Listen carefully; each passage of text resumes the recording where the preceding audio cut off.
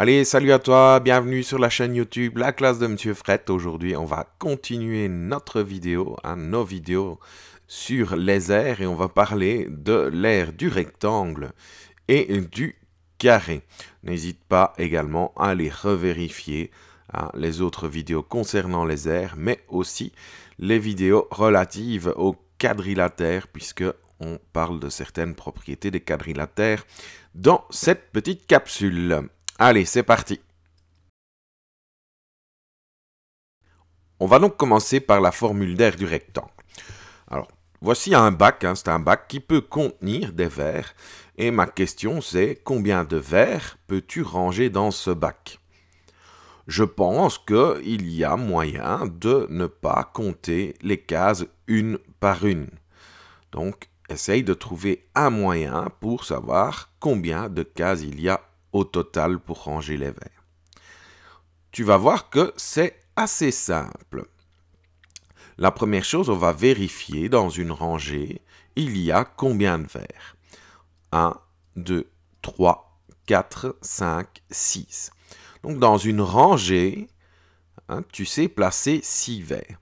La rangée qui correspond à la longueur de notre rectangle. La longueur de notre bac, si tu préfères.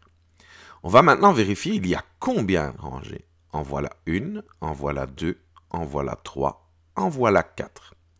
Il y a donc 4 rangées. Cela correspond à la largeur du bac ou la largeur de notre rectangle.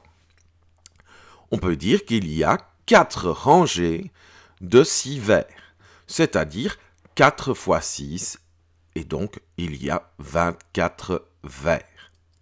Et donc on peut dire ceci, la formule c'est la largeur fois la longueur. Toujours sur la formule d'aire du rectangle, on revient toujours avec notre bac, et je vais te présenter la situation d'une autre manière. On pourrait très bien se dire, tiens, il y a combien de colonnes dans notre bac? Il y en a 1, 2, 3, 4, 5 et 6. J'ai 6 colonnes, ça correspond à ma longueur. Je peux me dire, tiens, dans une colonne, je mets combien de verres? 1, 2, 3, 4. Donc, dans une colonne, il y a 4 verres. Ça correspond même à ma largeur. J'ai donc 6 colonnes de 4 verres, soit 24 verres au total. Ça n'a pas changé depuis tout à l'heure. On pourrait donc aussi se dire ceci, l'aire du rectangle, c'est la longueur fois la largeur. Tout simplement parce que si tu te bases sur un exemple chiffré, 2 fois 6, ça fait 12, ou 6 fois 2, ça fait 12 également. Donc ta formule, que tu fasses longueur fois largeur ou largeur fois longueur, cela n'a pas d'importance puisqu'il n'y a pas de sens mathématique. Il n'y a pas de sens mathématique là derrière, comme je l'ai fait avec mes colonnes de verres ou mes rangées de verres. On va maintenant voir cela dans un autre exemple. C'est parti, toujours la formule d'aire du rectangle. Tu vas avoir 2 exemples. Voici une étagère dans laquelle tu ranges tes vis. À ton avis, il y a combien de petits tiroirs en plastique? Alors, je te rappelle, première chose, c'est vérifier, il y a combien de rangées? Il y a 1, 2, 3, 4, 5, 6, 7 rangées. Il y a combien de tiroirs dans une rangée? Il y en a 1, 2, 3, 4, 5. Il y a donc 5 tiroirs dans une rangée. Ce qui nous fait 7 fois 5, 35 tiroirs. Je vais te laisser te débrouiller face à cette image. La voilà. Attention, ce serait plus difficile quand même. Et je vais te demander de faire cela sur un petit morceau de papier. Réfléchis chez toi.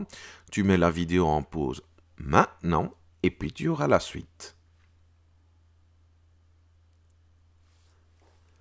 Alors voilà, maintenant que tu as repris la vidéo, il faut compter combien de rangées de tiroirs bleus tu as. Eh bien, il y a 13 rangées. La question à se poser ensuite, c'est de savoir dans une rangée, tu as combien de tiroirs bleus? Eh bien, tu as 8 tiroirs ou 8 bacs bleus. Ce qui te fait au total 104 bacs bleus puisque tu as multiplié 13 par 8. On va maintenant parler de la formule d'air du carré. Avant ça, on va partir sur notre rectangle. Rappelons la particularité essentielle d'un rectangle. Il a 4 angles droits de 90 degrés. Tu vas les voir apparaître un à un ici à l'écran. Donc 4 angles droits. Je te rappelle également la formule d'air, la longueur fois la largeur. La longueur en rouge, la largeur en vert. Notre carré, lui, que voici, eh bien, je te rappelle que c'est un rectangle. C'est un rectangle parce qu'il a une particularité essentielle. Hein, c'est laquelle? Eh bien, c'est celle des 4 angles droits. Notre carré est un rectangle parce qu'il a 4 angles droits. Si tu observes le carré, la longueur, c'est la même chose que la largeur, c'est la mesure d'un côté. Hein, donc, mon rouge égale mon vert, c'est un côté du carré puisque notre carré a 4 côtés de même mesure. On va donc remplacer. Je te rappelle, la formule d'air du rectangle, c'est la longueur fois la largeur. Eh bien, l'aire du carré, ça sera celle-ci. On va remplacer la longueur par un côté, multiplié par, et là on va remplacer la largeur en vert par un autre côté. Donc la formule d'air du carré, c'est côté fois côté, ou on peut dire C au carré. D'ailleurs, si tu veux en savoir plus sur les nombres carrés, je t'invite à visionner la vidéo pour aussi comprendre comment on calcule cette formule d'air du carré. De cette vidéo, qu'est-ce que tu dois retenir? Eh bien, 2 choses.